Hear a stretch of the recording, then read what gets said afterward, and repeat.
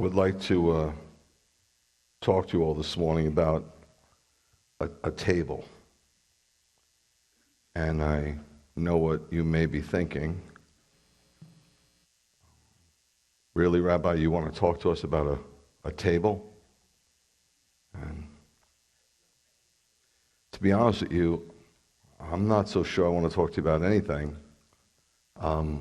which is kind of the way it's been for me ever since I've met the Lord. It was a strange encounter, but because I had no understanding of how people, quote unquote, met the Lord, I assumed that everybody who knew the Lord met the Lord in an encounter, as opposed to a church or through somebody sharing with them. I was a blank slate.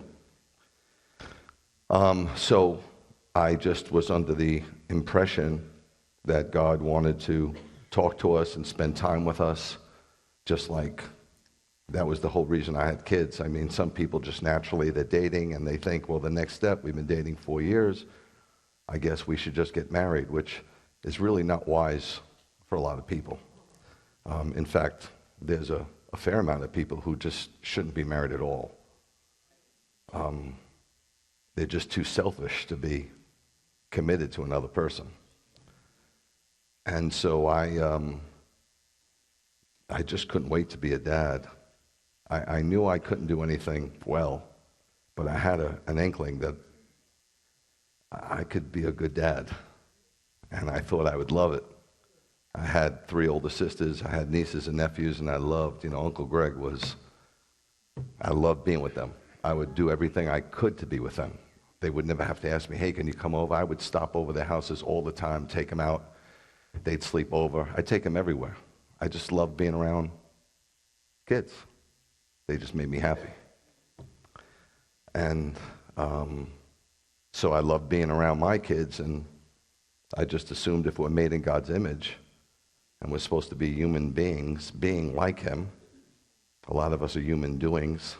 We constantly do, but we never be. The doing should naturally come from being. And so I just thought He wanted to spend time. So this word table, how it came to me, it's how all these things come to me, guys. I don't think there's anything wrong with a preacher, a pastor, a rabbi going, I think I'll do a 10-week series on the 10 Commandments. There's nothing wrong with that.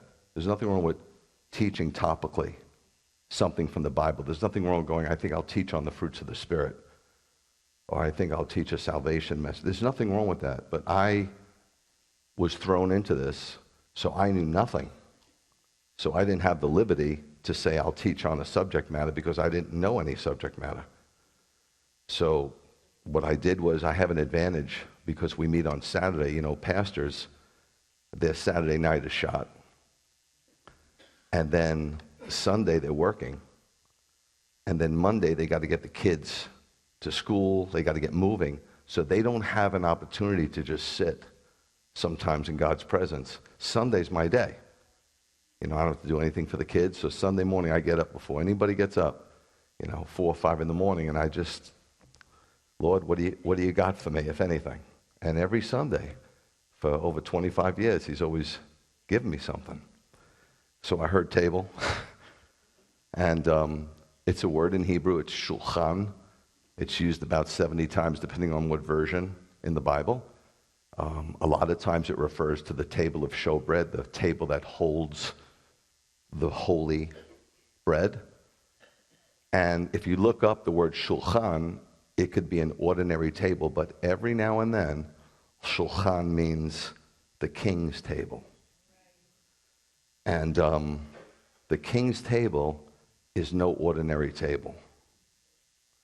The king's table was special. It was private. It was sacred. And it was cherished.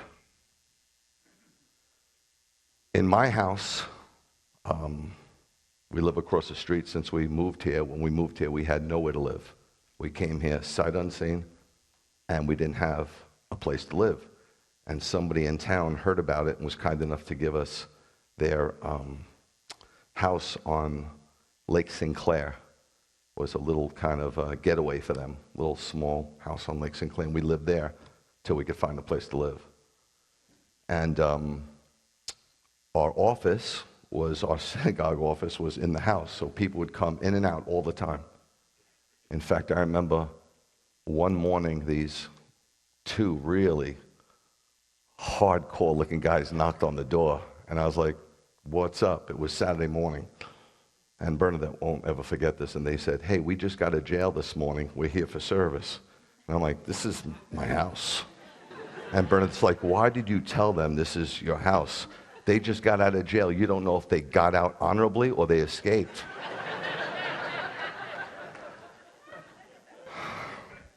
But, you know, my house is special, not because I care about my house. If you don't know me by now, ask Bernadette. It could burn down, I wouldn't flinch. My car, anything I own, has no hold on me. I just don't care about it. Some people go, "Oh, I raised my kids here." That means nothing to me. It's just brick and mortar. They mean something to me. Things have no pull. I don't care. I'm not interested.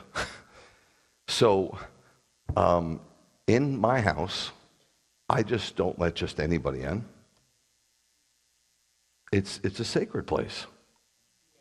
And if I do let people in, the den is open. It's like the outer courtyard. We could sit in the den. Anybody could sit there. My table? No. That's a place where I sat with my family every night and talked to them. That's the table was the place that I taught the kids the Bible every single solitary morning. The table is where Bernadette and I have discussion, intimate discussion. So that's like the holy place. Now, our bedroom is off limits to anybody and everybody.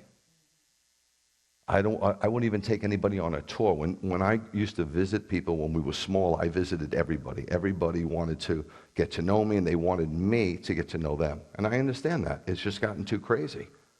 I just can't do it anymore. It's sad, because I miss that. But every time I'd go into somebody's house, they'd give me a tour. To be honest with you, I never really cared. But they'd give me a tour, and they'd always go, "This is our bedroom," and I'd back up. I just didn't think I had any business even looking in it. I never felt right about that. I was like, "Yeah, I don't really want to see that." Or they go, "Let me take you upstairs to the bedroom." So I said, "It's okay." And I'm no king. My table is not the king's table. It's just an ordinary guy's table. But in all, there were 42 kings in Israel. A lot of people think they're 39. They play with numbers, but if you have nothing better to do and you count them up, take my word for it, there were 42. Some people don't include Saul because they think he wasn't chosen by God. Saul was a king, he's included. There were 42 kings in Israel and in Judah. Each king had his very own table, and it was a place of privilege, highly privileged to sit there. It was a place of honor. It was a place of intimacy, and it was a place of blessing. Only those who were part of the king's immediate family, meaning his children, and members of his inner circle, a general maybe, a priest, the king had a high priest, would sit at his table. Now the Bible speaks more about King David than all the kings together. It's not even close. Yeshua's name is mentioned 950 times. Last week I told you that Joseph's name is mentioned 300 times. David's name is mentioned 900 times. There's books just written about his life. His life is so worthy to be studied, guys. There's an incredible amount of understanding how we should relate to God through David's life. So, I want to take a look this morning at David's table. His table, because we have no other king's table to look at. And I know when God told me table, I know he wasn't talking about my table. I know he was talking about the king's table. And so, hopefully, we're going to get a message out of this. It's going to take 2 Shabbats. I just don't want to rush it because that's how important I think the message is. I want to show you some of the people who sat at King David's table. And I want you to see how they honored that privilege or dishonored that privilege in their life. Now, David had 19 sons. Did David have any daughters? How many? Only one is mentioned, Tamar. He had 19 sons, but all we know about is his first son, his third son, and his 10th son. That's all we know. So we're going to speak about them since we know nothing about the other sons. We have no information. So the first up who sat at David's table would be his firstborn. And why is the firstborn so important in Judaism? These are Jewish people in a Jewish land with a totally Jewish culture. The firstborn gets what? The birthright. And where do we see that? It's in the book of the law in Exodus chapter 4, verse 22. Very important position, the firstborn son. And if you were a king, he would carry on the kingdom. So the firstborn son is who? Who's David's first son? Absalom? Third son. First son was Amnon. Correct. So we'll talk about Amnon first, okay? Let's see how he did getting the birthright of King David and sitting at the king's table, okay? 2 Samuel 13, 1 through 2, and 10 through 14, it says, now Avshalom, and you'll see these words are in the Hebrew because they were Hebrews. I mean, when I go overseas, if I go to Central America, I'm Rabbino Gogito or Rabbi Gregorio, but that's not how you refer to me here in America, right? So don't get alarmed when you see these names. Go, I don't know these names. You can make them out. You can make them out. Now, Avshalom, the son of David, had a beautiful sister named Tamar. This is how we know David had a daughter. Sometime after the previous events, he attacked Ramah, the capital of the Ammonites. That's all he's referring to. I didn't think there was a need to connect it, but that's what happened right before this event. Amnon, the son of David, fell in love with her. Amnon became so obsessed with his sister Tamar that he became ill, for she was a virgin. Off limits. It was a different realm. You know, the church used to pray for their daughters to stay chaste before they get married. Now they pray for them not to get pregnant. Soon they'll be praying for them to just stay heterosexual. We've lowered the bar so much. We've lowered the bar so much. And we did that, not God. She was a virgin, and some of you, if there's young kids here, they might hear some things. You better talk to your kids, because if you don't, somebody else will. And you don't want their peers giving them sex education. Don't be afraid to talk to them. Don't tell them the stork brought them. They have an inherent knowledge about this stuff. Didn't you when you were young?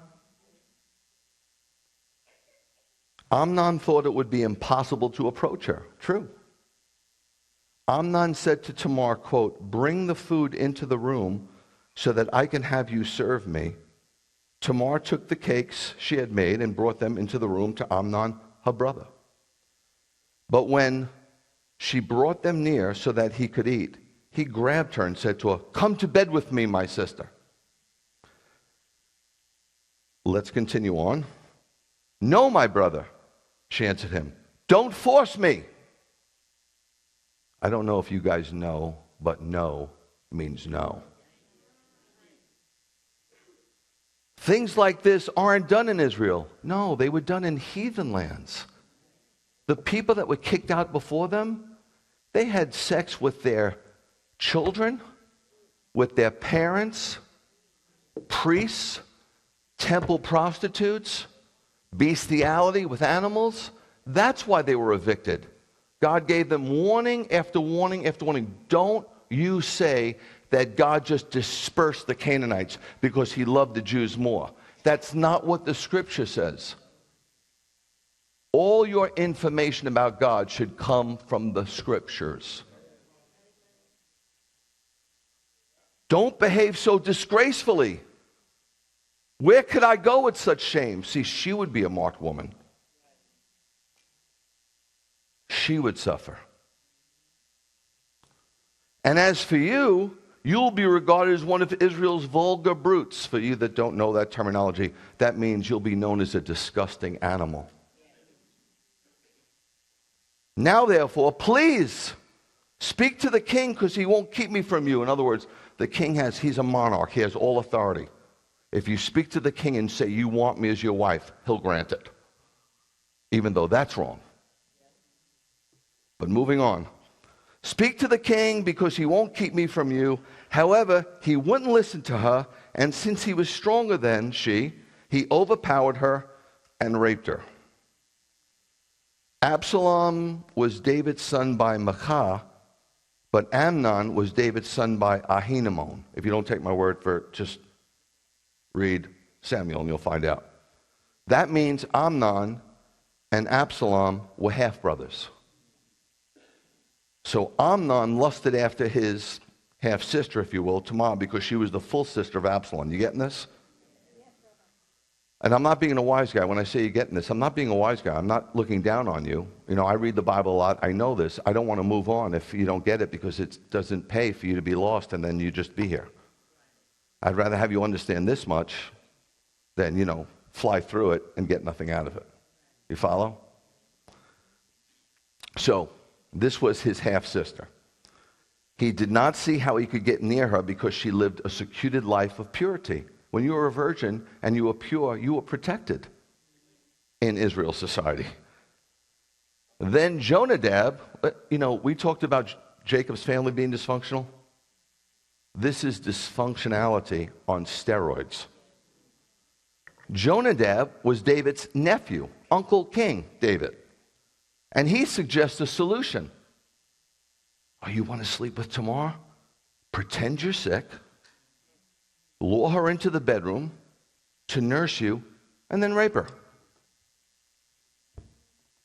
2 Samuel 13:20. Absalom, her brother, said to her, has Amnon, your brother, been with you? He knew. She's weeping. She's not right. You know when somebody's raped. But now, my sister, keep quiet, because he's your brother.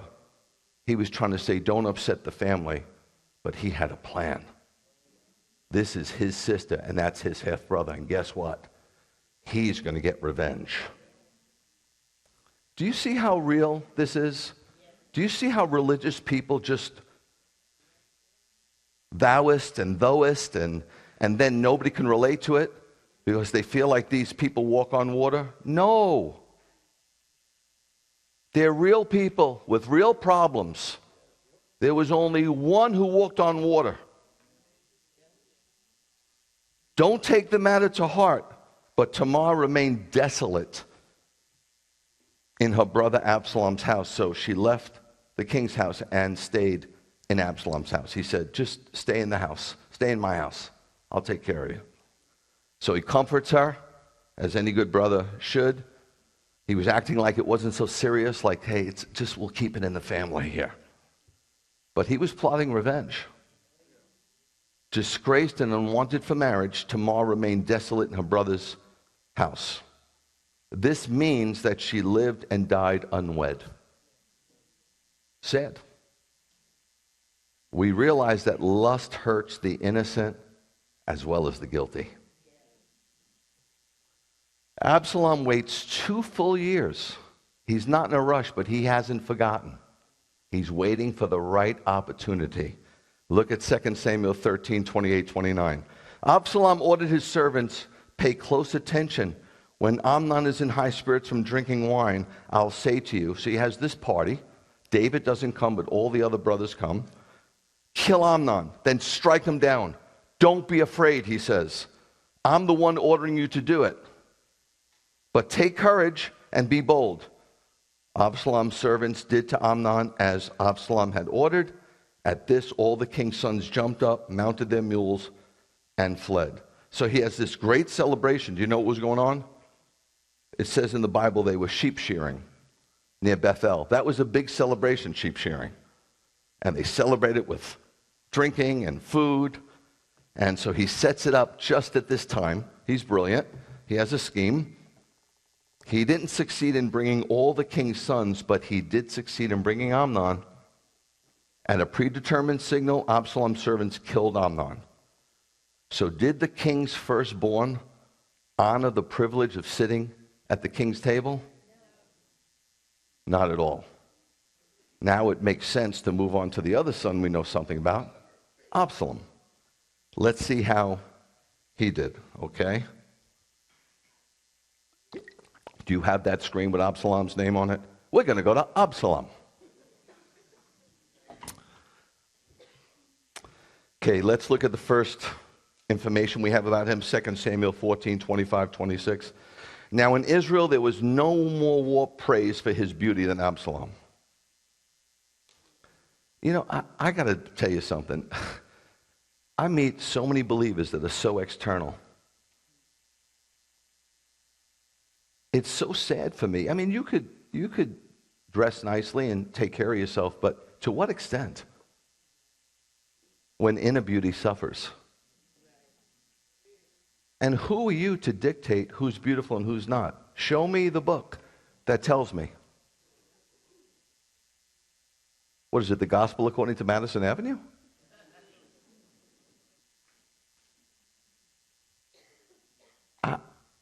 We don't have cable, but when we're away at a hotel, we put it on. How come in order to be a newscaster, you got to look like a supermodel? You're telling me that people that don't look like that can't tell the news? Not today anymore, right? You ever notice these big shot pastors on TV? Nobody's bald and fat. It's like it's a prerequisite. I think that's a shame. I think that's a crying shame.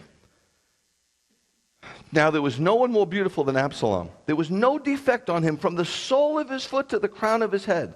He was gorgeous. He would cut his hair only once a year at the end of the year, and the only reason he cut it then was because it weighed him down.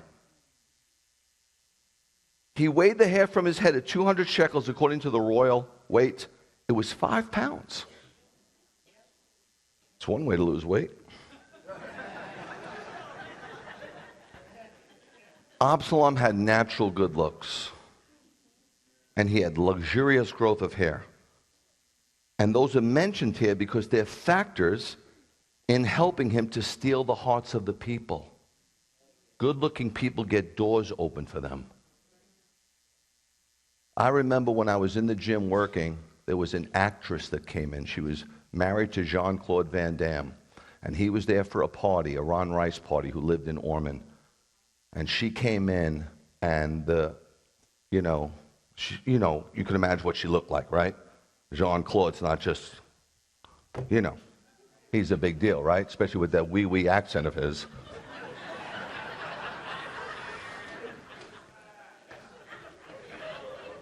And she came, and everybody in the gym was like, they were just, and I knew everybody because I worked there. I was the only one that worked there as a trainer, and she came over to me because I was recommended, and she started giving me hot and cold. Like, just not nice at all.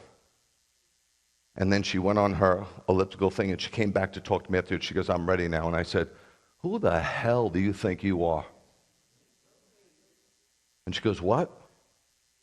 And I said, "You can't talk to me like that. You think because you look the way you do, I'm going to open up the door for you? You could forget it. Find another trainer." You got to stand up for what's right. You can't bow to this system and hold on to your shoe with all you got. It's one or the other. Now, listen, I don't want to offend any of you because some of you have these long flowing locks. And you're going to think the only reason you're going to mention this is because you're jealous. Jesus did not have long hair. Nobody knows what he looked like, but you're looking at pictures that were painted by artists. He did not have long hair. Why do I know that? Some of you pride yourselves on being Jewish. Well, guess what? The Torah says it's an abomination. But you don't know that part of the Torah. You just know don't eat pork.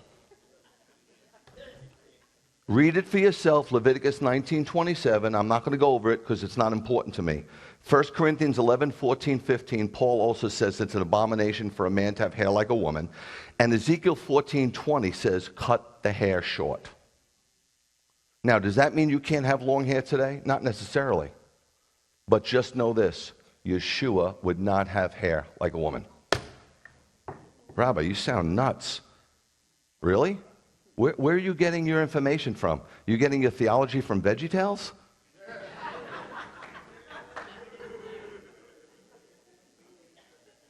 Anyway, that's just the truth, and do what you want with it. Absalom then conspires and against his father. Look at 2 Samuel 15, 1 through 6. Sometime later, Absalom prepared himself a chariot and horses with 50 men to run ahead of him. He would get up early. Listen how shrewd. He would get up early. He would have got the kingdom. Absalom would have inherited the kingdom. He sat at the king's table with all the privilege that comes with it. But that wasn't good enough. Lucifer was number 2. It wasn't good enough. Some people, it's never good enough.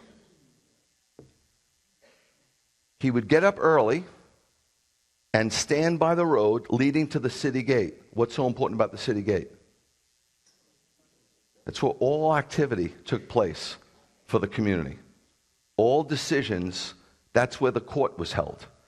So he would get up early, stand by the road leading to the city gate as people were going to the city gate to hear their cases. And if someone had a case that was to come before the king for judgment, who's the king? His father. Absalom would call to him and ask, what city are you from? And he would answer, your servant is from such and such tribe in Israel. Absalom would say to him, look, your cause is good and just, but the king hasn't deputized anyone to hear your case. Do you see what's going on? Do you see the obvious? Okay, let's move on. Then Absalom would continue, quote, now if I were made the judge in the land, how many men have fallen for that routine? Well, if I was your wife, I'd nag you too in a few years. Now, if I were made judge in the land, anyone with a suit or other cause could come to me, and I would see that he gets justice. Do you see what he's doing? Moreover, whenever any man came close to prostrate himself before him, he would put out his hand. He's the king's son. He's next in line to be the king. He's a big deal. He would take his hand and kiss him. This is how Absalom behaved towards anyone in Israel who came to the king for judgment, and in this way, Absalom stole the hearts of the people of Israel. Up to this point, Absalom concealed his desire to take over the kingdom. But now he's traveling with a very impressive entourage. He gets to the city gate where I told you legal matters were settled, and acted as if he's the only one genuinely interested in the welfare of the people.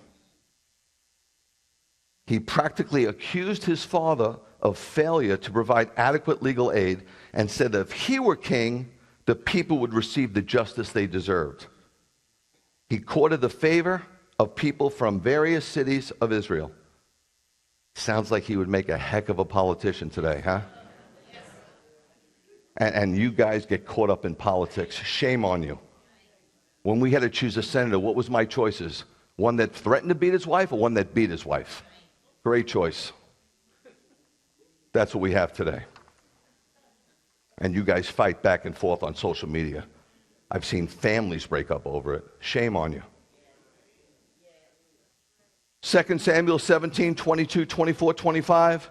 David and all the people with him got up and crossed the Jordan. At this point, David realizes his son's got an insurrection working. Can you imagine? His own flesh and blood. Amnon rapes his daughter. Absalom, his son, kills his other son. How's he doing? Now his son has an insurrection and willing to take out his dad to win the kingdom. So David is wise and he crosses the Jordan to put a little barrier between him and Absalom By dawn, every one of them crossed the Jordan. David reached Mahanaim by the time Absalom, which is east of the Jordan, and all the men of Israel crossed the Jordan. Absalom had put Amasa in charge of the army in place of Joab. Amasa was the son of a man whose name was Yithra, the Israelite, who had sexual relations with Abigail, the daughter of Nahash, Zeruah's sister, and Joab's mother. Now hold on. I'll put it all together for you, okay? David crosses the Jordan, putting a barrier between his forces and Absalom. Then David marches to Mahanaim, a city in the land of Gilead, as I told you, east of the Jordan. Absalom pursues his father across the Jordan to Gilead, having appointed Amasa as the commander of his forces. Amasa's mother was David's sister Abigail, so Amasa was David's nephew. He appoints his nephew. That would be like appointing my sister's kid to take me out. I'm like this with my sister's kids. Look at how crazy this is. Real life. Real life. Not church life. Too blessed to be stressed. Real life.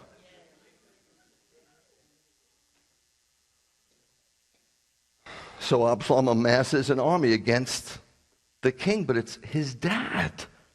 2 Samuel 18:9 through 15, we're almost done with him. Absalom happens to meet some of David's servants. Absalom was riding his mule, and as the mule walked under thick branches of a big terebinth tree, his head got caught in the terebinth, so that was left hanging between. I told you, get rid of that long hair. Plus, if you're balding, it's only going to make you more bald. As the mule went on from under him, someone saw it and told Joab, I saw Absalom hanging in a terebinth. Joab asked the man, who told him? Here now, you saw it, so why didn't you strike him? Meaning, Joab's like, why didn't you take him out? What are you telling me about it? I would have had to give you 10 pieces of silver and a belt besides. Let's continue. The man replied to Joab, who's the commander of David's army, even if I was to get 1,000 pieces of silver, I still wouldn't raise my hand against the son of the king. Are you nuts? You kill the king's son, man, it's like a death sentence. You're done. After all, while we were listening, the king ordered you. So he knew what he said. Avishai and Ittai, these were some of David's mighty men. Be careful that no one touches young Absalom. Do you see what David was doing? He was trying to protect his son. Or if I had pretended that I didn't know, the king would have known otherwise anyway, and you wouldn't have interceded for me. He's saying, if I would have killed him, you would have said, I didn't tell him to do that. And I would have been the fall guy. Joab said, I can't waste time arguing with you. He took 3 darts in his hand and rammed them through Absalom's heart while he was still alive, hanging from the terebinth. Then Joab took 10 of his armor bearers, surrounded Absalom, and struck him down and killed him. They just pierced him with swords. So Absalom's fleeing the forest, and he gets caught by his head in a huge terebinth tree, and the mule goes on without him. It's kind of poetic justice, right? That the same part of his body, which he was so proud of, became the means of his downfall.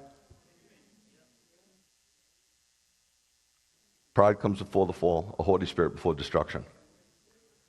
The messenger reports to Absalom's helpless position to Joab, who rebukes him for not killing him. Talks going back and forth between the messenger and Joab. He's done, so he plunges the spears through. Then they give him the death blow. All this was against the king's command. Did you read what David said when they told him Absalom's dead? He fell on his face and wept, and he goes, oh, Absalom, Absalom, my son, had you told me, I would have given you the kingdom. David would have walked away from the throne to save his kid. So, how did Absalom do with the privilege of sitting at the king's table? Not so good, huh? The only son we have left is Solomon, who sat at the table, obviously. 2 Samuel 12, 21, 24. His servants asked him, what are you doing? I'll put it in context for you. This is just when the baby dies. The baby in Bathsheba's womb. She gives birth to the baby, right? You know the story? Sorta, kinda. You fasted and wept for the child. while it was still alive. So as it was sick, David's doing what he should be doing, fasting and weeping, right? But now that the child is dead, you get up and eat food. So he answers, while the child was still alive, I fasted and wept because I thought maybe Adonai will show his grace to me and let the child live. But now that he's dead, why should I fast? Can I bring him back again? I will go to him, but he will not return to me. David comforted his wife Bathsheba, came to her and went to bed with her. She gave birth to a son and named him Shlomo. Solomon, Adonai, loved him. So the baby becomes ill. David prostrates himself in prayer and fasting. But when he learns the baby's dead, he rose and ate, explaining that the baby would not return to him, but that he, David, would one day join the baby when he died. Guys, verse 23 has been a source of great comfort. I only put it in there. It's not part of the message. But I needed to put it in there because it's a comfort to believing parents that those who have lost infant and young children shall see them again.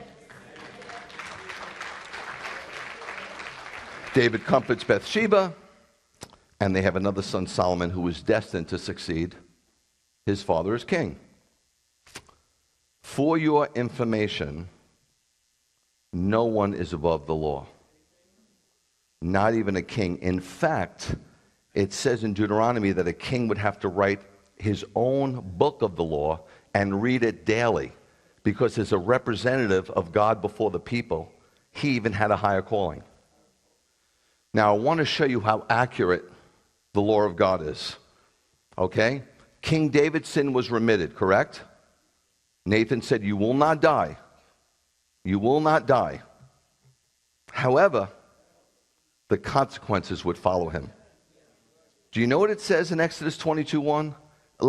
I know what it says. I want to read it to you right out of here. I want you to hear it from the Bible, not from my mouth. Exodus 22, verse 1 says, if someone steals an ox or a sheep, he has to pay 5 oxen for an ox and 4 sheep for a sheep. So if he steals a sheep and he gets caught, he has to pay back how many? Did David steal a sheep? Who was the sheep? Yes, Nathan told him that, right? Did he pay back 4 sheep? Tell me. Did the baby die? 1. Was Amnon murdered? Chapter 13? 2. Was Absalom slain? Chapter 18? 3. And another son who we don't know much about, Adonijah, was executed, 1 Kings 2. 4-fold. Your sins will be remitted, but you will pay. Don't always blame the devil.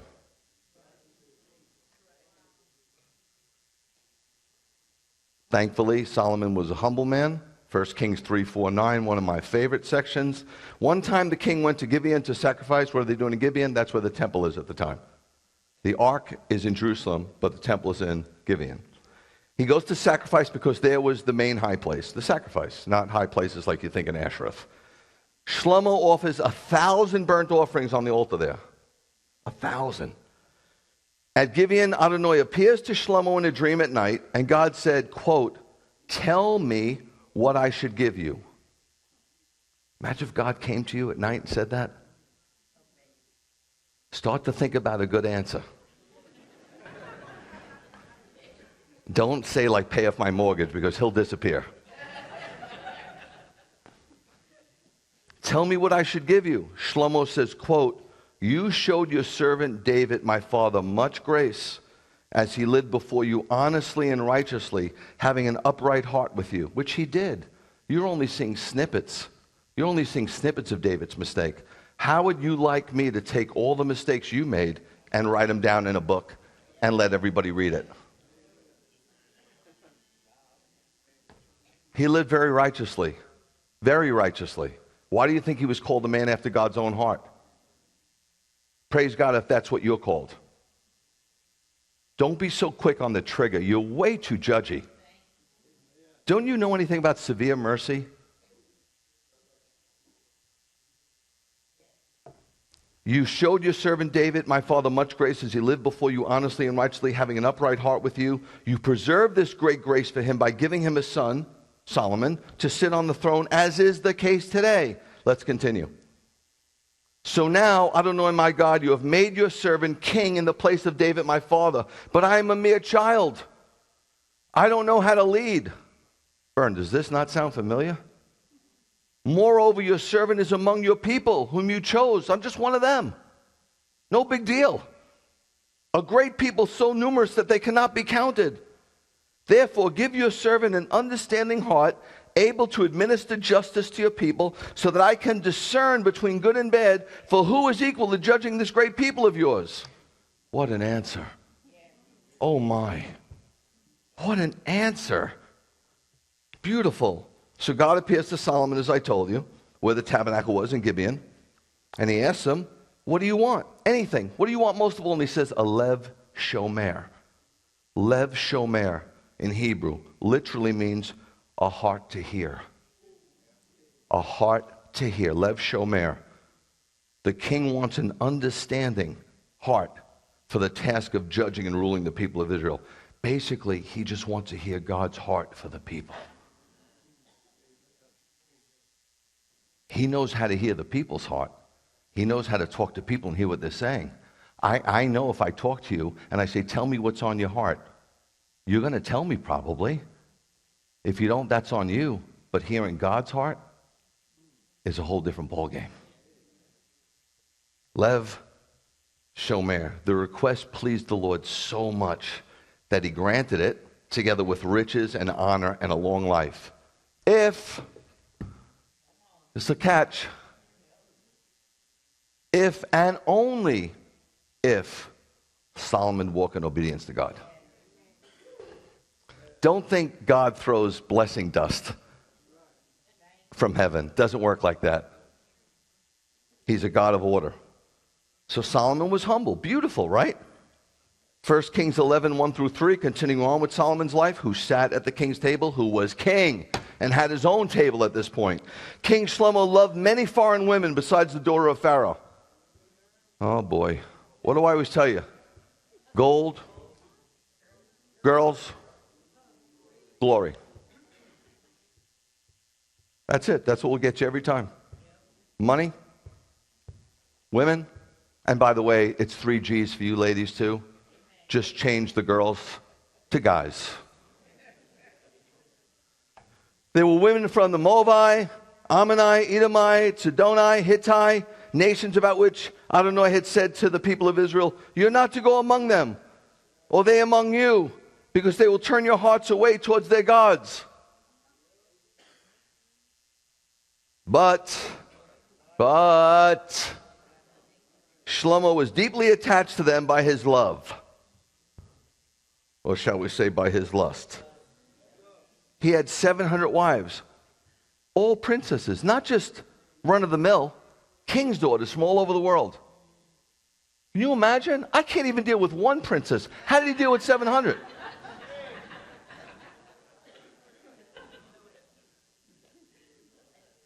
And, like 700 wives aren't enough, so how about 300 mistresses? 300 like on the side that I'm not married to. I mean, he brought Mormonism to a whole nother level, didn't he? Joseph Smith only had 80 wives. Half of them were 14 years old. Oh, Rabbi, I know a guy from the Church of Latter-day Saints. He's not like that. Fine, but he's rooted into that nonsense. And that's the guy who wrote the Book of Mormon.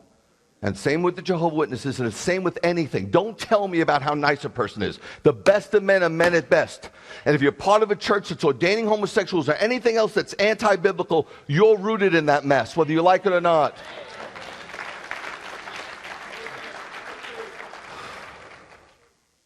That's going to get me into all kinds of trouble. The law, Deuteronomy 17:17, forbids the king of Israel to marry heathen wives. Check it when you go home. The extent to which Solomon disobeyed this important command is shocking. Shocking. And the result was absolutely, exactly how God predicted. His wives turned him to idolatry. 1 Kings 11:4, the next verse. For when Shlomo became old, his wives turned his hearts away towards other gods, so that he was not wholehearted without Adonai, his God, as David his father had been. Imagine. Verse 4 is telling us that David's heart had been wholly true to the Lord, his God, as far as keeping away from idolatry was concerned. Solomon did not follow his father in this matter. He built idolatrous shrines on the Mount of Olives. When you go to Israel, it's a stone's throw from the temple. You see it right there. These were all the shrines were. Solomon started out really well, right? Song of Solomon, he's in love with God. And then in his latter years, he wrote Proverbs, a lot of wisdom. He didn't necessarily finish well. I mean, the last verse of Ecclesiastes was good, but man, he lost his first love. Therefore, he too did not live up to the distinct honor of sitting at the king's table. Let's move on. We took care of David's immediate family. Now let's look at David's inner circle. Joab is first up. Joab, by the way, is David's nephew, Uncle David King. And he was very faithful to David. Why am I telling you all this? Because next week, I'm going to get to a very unlikely candidate who sat at the king's table, who actually honored it and then some. And that's what we should be doing. Honoring the privilege of sitting at the king's table. So hang with me through this little journey. We don't have much more time. I know it's not the most exciting, but I'm sure a few of you already got a message for you personally on what you might need to tweak. Let's look at Joab. 2 Samuel 3:22-27. Just then David's men and Joab returned from a raid, bringing a lot of plunder with them. But Abner, was not with David in Hebron, because he had sent him off under safe conduct. When Joab and all his army had arrived, Joab was told, Abner, the son of Ner, came to the king, but he sent him off, and he is left under safe contact. Joab went to the king and said, what have you done? He's talking to David, his uncle. Here, Abner came to you and you sent him away, and now he's gone. Why? You'll understand in a couple of minutes. Let's go to the next verse. You know Abner, the son of Ner. He came only to deceive you, king, to learn what campaigns you're planning, and to find out everything you're doing. After leaving David, Joab sent messengers after Abner. They brought him back from the water cistern at Sirah without David's knowledge. Upon Abner's return to Hebron, Joab took him aside into the space between the outer and inner city gates, as if to speak with him privately. Come here, I need to talk to you. And then he struck him in the groin. Your versions say stomach, but it's not stomach. Stomach is here. The groin is here. The groin isn't just, it's here. So when you cut somebody in the groin, his entrails come out. So that he died, thus avenging the death of Ashael, his brother. Okay, here goes. Abner was leaving David to carry out a plan that David told him to. Joab returns to the royal house and heard the day's events. He rebukes the king for entertaining a spy. So Joab wanted to avenge the death of his brother because Abner had killed his brother. Because Abner used to be who? Whose commander? Saul's. After he saw that Saul's kingdom was falling apart, what does he do? He politics and defects.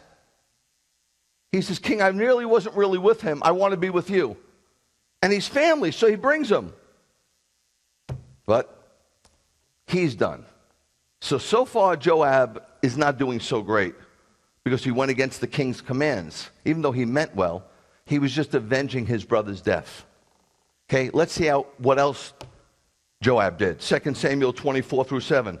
The king said to Amasa, summon the men of Judah to come with me. 3 days and you'll be here too. Amasa went to summon the men of Judah, but took longer than the time he had been given. Who's Amasa? It's the commander of Absalom's army. Who defected. David said to Abishai, Sheva, the son of Bichri, is going to do us more harm than Absalom. Take your Lord's servants. Rabbi, there's so many names. Read it. Take your time. Stop just saying no weapon formed against me will prosper. Grow up. You make fun of the Jehovah's Witnesses, but at least they study.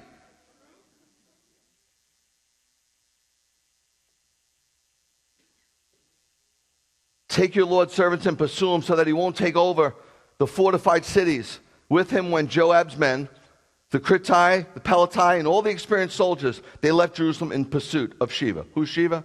Let's find out. So by now, Joab was demoted. He was demoted. Why was he demoted? He assassinated Abner. So he's the king's nephew. He doesn't want to take him out because that wouldn't be right. So he just demotes him. And who does he put in his place? Amasa. You just read it. Amasa, who was Absalom's commander, the rebellious son. So he puts him in charge of his army. David puts Absalom, the rebel commander. The king ordered him to assemble all the soldiers of Judah to pursue and capture this rebel leader, Sheba. For some unexplained reason, the Bible doesn't tell us, Amasa didn't complete the job. Why? I don't know. But David orders Abishai to take the command and set out and choose men to finish the job. Joab was one of the men who went with Abishai. Let's see what happens. A couple more verses, 8 through 10. On arrival at the big rock of Gibeon, Amasa came to meet them. Joab was wearing his battle clothes, over which he had girded a belt, so he's hiding his sheathed sword. But as he came forward, it fell out. Do you think it fell out? This guy's a general. Generals don't drop their swords. Joab said to Amasa, "Is it going well with you, my brother?" Then with his right hand, Joab took Amasa by the beard to kiss him. Now you know why I don't like when you pull my beard? I don't know what you're hiding under that bathrobe. What do you mean? Amasa took no notice of the sword in Joab's hand, so Joab stabbed him in the groin. Again, his insides poured out, I told you, on the ground, and he died without being stabbed the second time. These guys were experts. I mean, they were experts in warfare. Joab and Abishai, his brother, continued in pursuit of Sheba, the son of Bichri. So they reach this large stone. Amasa comes to meet him. Joab's dressed. He advances towards Amasa. I think he purposely dropped the sword. What do you think? And then he kills Amasa. So he kills Abner. Now he takes out Amasa. Last but not least, his crimes have to be punished. 1 Kings 2:28. It says, when the news came that Joab, he fled to the tent of Adonai and took hold of the horns. David's done with him. He's tried to control this guy, but he's not to be controlled. So now he's got to take him out. It's a bad egg. Nobody eats rotten eggs, right? For Joab had given him support to Adonijah, even though he had not supported Absalom. So now Joab defects to another son. King Shlomo was told, Joab has fled to the tent of Adonai. David speaking to Shlomo. Shlomo sent Benaiah, who's Benaiah? His bodyguard, the son of Yehoiada, with the order, go strike him down. Take out Joab. Benaiah came to the tent of Adonai and said to him, the king says, leave. He answered, no, I'd rather die here. Benaiah brought the message back to the king. This is what Joab said to me. Continue.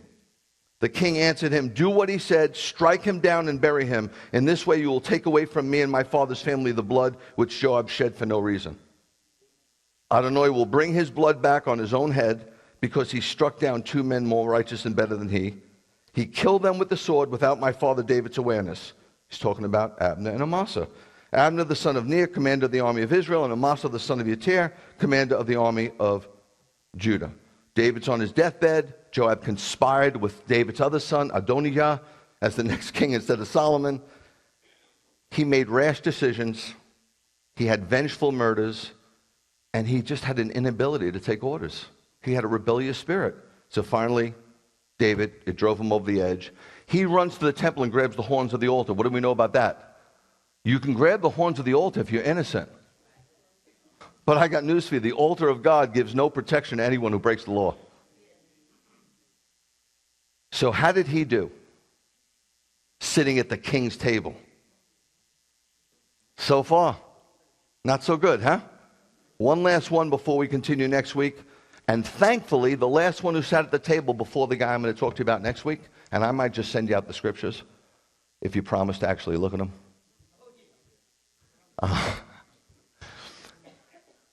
The last one who sat at the table before this other guy, so we have three sons who sat there. We've got Joab as commander, and then we have a priest. A priest. Surely a man of God will honor sitting at the king's table, no? Of course. He's a priest. Oh. Wow. Is that how you think right off the bat? Judgy, judgy, judgy. Do you know what severe mercy is? Sometimes when we judge inappropriately or we take a position of God, God will put something on you. And you'll deal with it, whether you like it or not. So, who's the priest? Let's look at 1 Samuel 22:20. It says, that's 1 Kings 2:28, 1 Samuel 22:20. It's up there somewhere. Do, do, do, do, do, do, do, do. Okay, we got it. One of the sons of Achimelech, the son of Achituv, named Abiathar, not Avatar.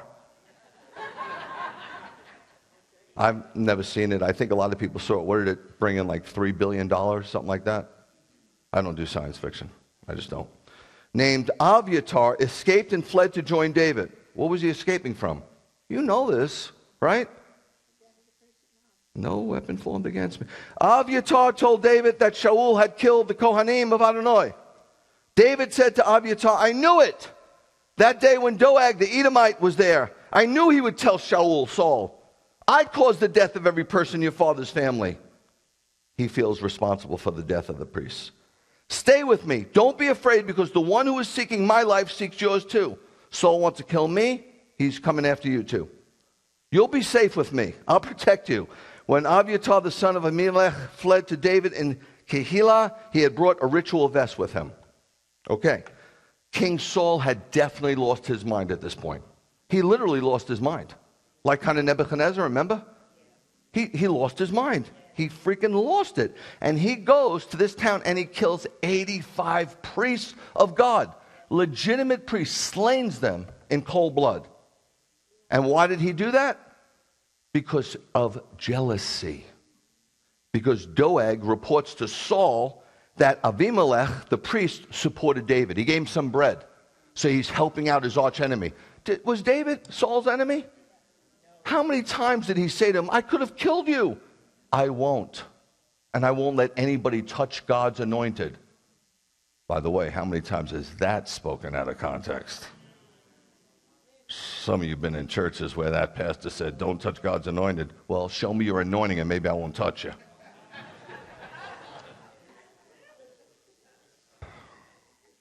So only Abiathar or Abiathar, he's the only priest that survives. 85 are taken out, and he runs to David to tell him what happened. David feels horrible, but he says, stay with me, you'll be the high priest of the kingdom. He's doing so well. And look, it's not where you start, it's where you end up, guys. It's not where you start, it's where you end up. Nobody cares if you were a great evangelist in high school. Nobody cares if you were in great shape in high school. It doesn't matter. That's history. What are you doing now? 1 Kings 1, 5 through 7. Adonijah, we don't know much about him. I told you, that's why we didn't really speak of him, but he's another son of the king who started an insurrection. He was claiming that he'd be king. To this end, he organized chariots and horsemen. I mean, how dysfunctional. Do you realize what David had to live with? He had no idea who was with him and who was against him. How could the man have any peace? He didn't know if in the middle of the night he was going to get his throat slashed, maybe by his own son. His father had never in this life confronted him by asking, why are you behaving this way? Do you hear this? Parents, listen to me. Some of you have young kids. Listen and listen really good to me. Rabbi, that sounds intense. It is intense. Your children just don't need your teaching, they need discipline. Eli got his neck broken. Why? The Bible says he didn't discipline his sons. Stop making like they're the best thing since sliced bread. Discipline them, and not in anger. Why are you behaving this way? Moreover, he was very handsome. Here you go again. He was born after Absalom, so he got some of the genes. He conferred with Joab, the son of Zeruiah, and Abiathar the Kohen. This 85 of his family gets slain. He runs to David, panic-stricken. David says, come to my table. You'll eat at my table. You'll live in my palace. You'll be the high priest of Israel. He takes such great care of him. What does he do? He joins this insurrection. You've been taken to the table. You've been bought with the precious blood of the Son of God. Why would you give him morsels and crumbs and stale bread and give the world your best? Why would you be a friend to the system that killed your Lord and Messiah? Don't hate the world. Engage the world. That's your job. Don't hide in your Bible studies and your church and your small groups. Don't put your light under a bushel basket. Engage the world. Don't embrace it.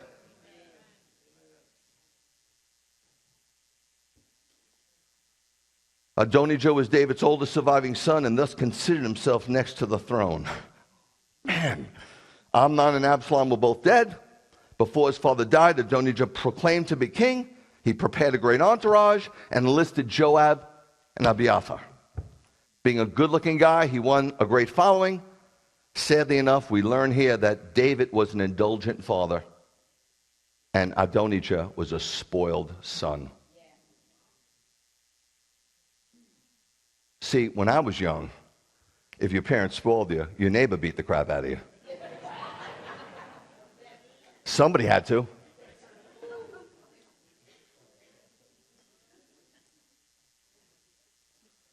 And sadly enough, Abiathar's end, just one verse, 1 Kings 2:26, and this is our end. To Abiathar the Kohen, the king, said, you get yourself to Anotot, to your own fields. You deserve to die. But because you're a priest, I'm not going to put you to death just now. Since you did carry the ark of Adonai Elohim before David my father, and you suffered together with my father in everything he suffered. So King Solomon expels him from the priesthood because he supported this abortive plot. And so we have 6 people. We're going to get to number 6 who sat at the table that we know of. Maybe there were a couple others. I don't know. I can't make it up. I just got to go with the script. 3 of David's sons totally blew the privilege. Joab, his commander, totally blew the privilege. The high priest totally blew the privilege. And then next week we have a very unlikely candidate who had no business, no claim whatsoever to sit at that table. And yet, he did a wonderful job with it. We have no business. Don't you ever think that you deserve to sit at the king's table. Don't you ever make that mistake because you have a little bit more knowledge than your grandmother or your friend who goes to ABC church that you have a claim at the king's table. You were carried to that table by the grace of God. Next week, we'll go over this unlikely candidate, and by the grace of God, you will absolutely see yourself in it. And then I will show you the great table that's waiting for us at the wedding feast, and I'll show you who's going to serve, and I'll take a Jewish wedding and show you exactly where we're at and what stage. Because we have 7 years of tribulation, we have the judgment seat of Messiah, we go through that. We have a wedding and a wedding feast, which are 2 different things, by the way. The wedding and the wedding feast are 2 different things. They happen 2 different times.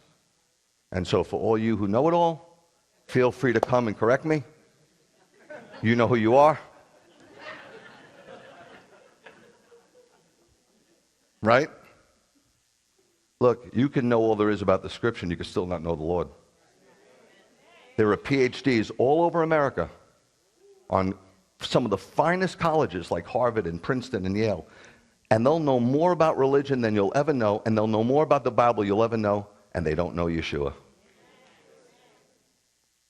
So, you don't want to hear from him with all your knowledge. Hey, you knew a lot, but I never knew you. Amen? Let's stand together.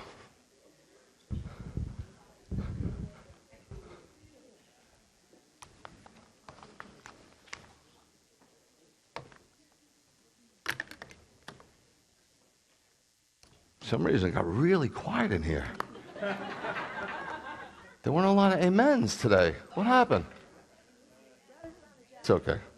It's all right. Look, we have to, we're in a stage right now. I'm telling you, we're in a Matthew 25 stage. We really are. You don't want to bury your talents. And you definitely want to make sure there's oil in your lamp.